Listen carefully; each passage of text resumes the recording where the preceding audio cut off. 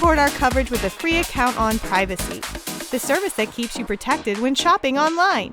Get $5 to try it now by using promo code QZZ2J. Good morning, I'm Don Bain, and you are, I don't see your name up here yet.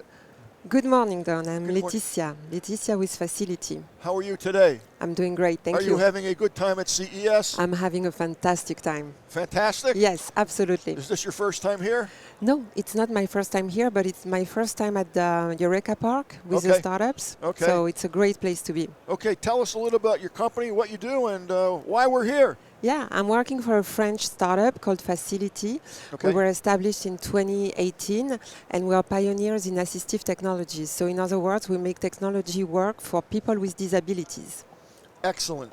I love it already. Thank you. So tell us about what you do. What products do you have, or how do you actually go about your day-to-day operations? So this year we are here to launch an app that is called MYdys. Okay. That is helping 40 million Americans. That could help 40 million Americans that are struggling That's a lot of Americans. Struggling with dyslexia. Okay. Do you know anything about dyslexia, Don? I do. I know a lot about dyslexia. Okay, good. You know people with dyslexia, maybe? I do. Okay, yes, great. Yes, I do. More than one. More than one, perfect. Yes, yeah. I have a grandchild that's okay. Slightly dyslexic. Slightly, okay. Keeps turning those numbers around and also words around. Yeah, basically dyslexia, it's the definition, the official definition is an unexpected difficulty in learning how to read. And so what happens is that there is this very small area in the prefrontal cortex that is impaired and makes it difficult for people to read fluently and understand what they read. For example, they can confuse certain letters that are too similar. For example, the B and the D. When you think about it, it's the same letter but reverse. Same for the P and the Q, the U and the N, the 6 and the 9. Another problem is they do not see the spaces between the words. So in other words, a sentence looks like a very, very long word and they don't know where to cut the words. So you've identified the place in the brain that gets messed up? Yes, absolutely. And more importantly, we have identified ways to trick the brain and to make it basically natural to read for people with dyslexia. I'm very interested in hearing more. What happens? How do you do this? Can I show you? Please. Are you kidding? Please. So, I want to see. So app, it's an app. So you just open an app. It's going to look like a camera. You snap a picture of a text. Here I have an article about us. It's going to look like that. Personally, I cannot read it. It's way too small. So now the image has been converted to text, and I have all this customization. I can choose the font. I can increase the text size. Okay, give me 1 second. I need to show this to the audience. So it starts off with the text, and this is instantaneously scanned in through an app on the phone. So this goes into the phone instantly, and if you just hold it there. You got that? This way? Okay, right there. Yep. I'll hold the phone for you. So it's scanned in to the app, and now you have the ability to change the font, the size. To customize the display, so I can increase the size of the font, I can increase the spacing of the characters, I can increase the spacing of the words, and ultimately I can highlight all the letters that are problematic for me up in different colors, so that now I'm going to trick my brain to recognize the letter not because of the shape, but because of the color. Ah, okay. I got to turn it around, folks, so I can see it. Okay, so at that point, they'll be able to decipher where the problem is and correct it.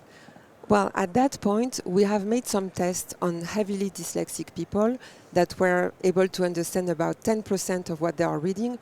With the app, they understand 84 to 90%. Really? Yeah, it's really a life changer for them. All right, let me ask you some technical stuff now. Yes. How old is the person that's going to be doing this? Like my grandkid he's 6. He's not going to be able to do that. Can't help him yet. Well, at 6, I guess he's learning how to read, right? He's Yes. at about that age. Yes. He probably doesn't have a phone yet, but no. but the parents have a tablet. Yes. So the app works on any smartphone, iOS or Android, any tablet or Chromebooks for when he goes to school. But this is primarily for an older person, I would imagine. You know, teenager, 10, 11, 12. Someone, obviously, they have to have a phone, but they have to be able to read somewhat and understand how to manipulate the app. Yeah, absolutely. You're right. Now, it's for when you are learning how to read and after. Now, will that train their brain then to notice what the problem areas are, or they're going to be relying on the app to do that? Is there a breakaway from that? Is that going to increase their ability to read because of the app? Is it a tool to help them? Or are they going to always need that? That's a great question. The thing is, Dan, is that we launched the app last year and we don't have the feedback yet, but we are hoping that first of all, it's going to remove the stigma and the problem that kids have when they learn how to read. It's very frustrating. Exactly. And then we don't have the data yet, but hopefully next year I have a better answer to this question. What age group are you doing the analysis on? We are targeting K-12, so from 6 years old to 18 years old. Is it young as 6 to 18? Yeah, absolutely. What's the mean of that? Is it half of that? Is it like 14, 15?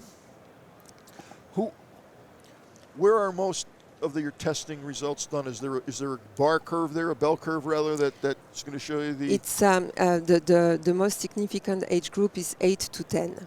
Okay, and I'm curious though, what happens? How long they have to use that app that you could actually see that there's a change in the learning curve? With the test that we have done instantly, you know, as soon as they get the app, all the stigma and all the self-consciousness that they have about not being able to read disappears instantly. And there is also one thing I didn't show you on the app is that once you have scanned the text and converted the image into text, then the app can also read the text out loud to you. Oh, no so kidding. It's a text-to-speech. Oh, I didn't so know that. for your really grandson good. that cannot read yet, he can also have the app read out loud. And if English was not his first language, he could also have it translated into one of the 75 languages that are supported. 75 languages. 75, Now, how long is the translation? Is it instant? Instant. Instant. Yeah. So you said English or French or whatever it may be, and it's going to read it back to you. Absolutely. Interesting. Okay, so there's other issues with dyslexia other than reading. You know, math is a real problem. Our app only addresses reading, but so I told you at the beginning my company is called FACIL'iti, the app is called MYdys. At first what we are is that we are a pioneer in assistive technologies, and we do have a system that can be plugged on any website to help people with disabilities, may they be visual, motor, or cognitive. That's wonderful. Dyslexia being one of them. Now, is this app accessible to the public yet, or that's something that we're working on? Yes, you can download the app on iOS or on Android. Okay. It's free to download and to use up to 30 times a month. And then the subscription for 600 times a month is $2.99 per month. That's extremely reasonable. Accessible. Where would someone go to get this app? Where would they go? On your website or what? You can go to the App Store or to the Google Play Store. What's it called? MYdys, MYdys. Okay. This is a game changer, really. If you have a child or know someone that has dyslexia, there's no reason in the world not to at least try that out. What about if they need support on that?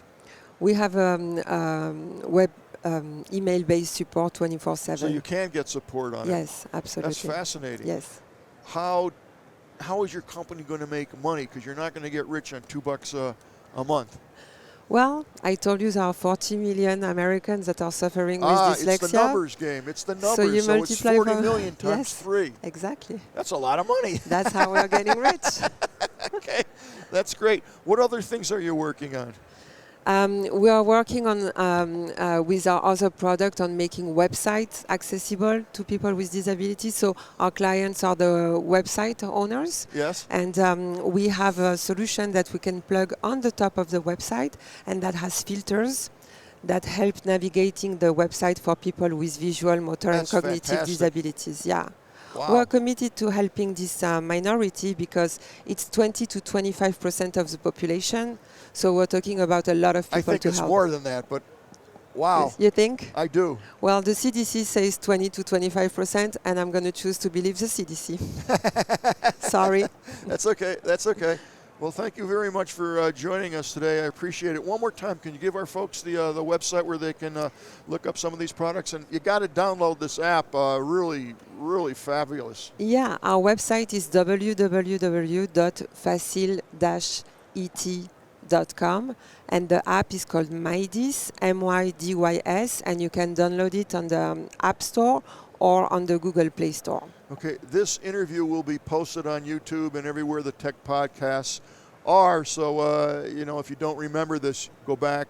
You can go on YouTube or any social media site and see this interview, and again get the app. And for a couple bucks a month, phew, wow, it's phenomenal. It's really going to help. So great. Thank you so much for joining us today. I love your product. I love what you do, and keep it up. Thank you very much. Keep it up. Thank you for coming in today. Thank you.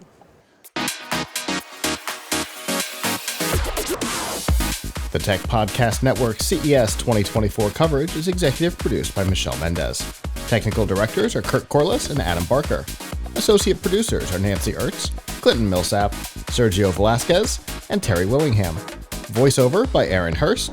Our hosts are Marlo Anderson, Don Bain, Todd Cochran, Scott Ertz, and Christopher Jordan. Studio and equipment are provided by PLUGHITZ Productions. This has been a Tech Podcast Network broadcast, copyright 2024.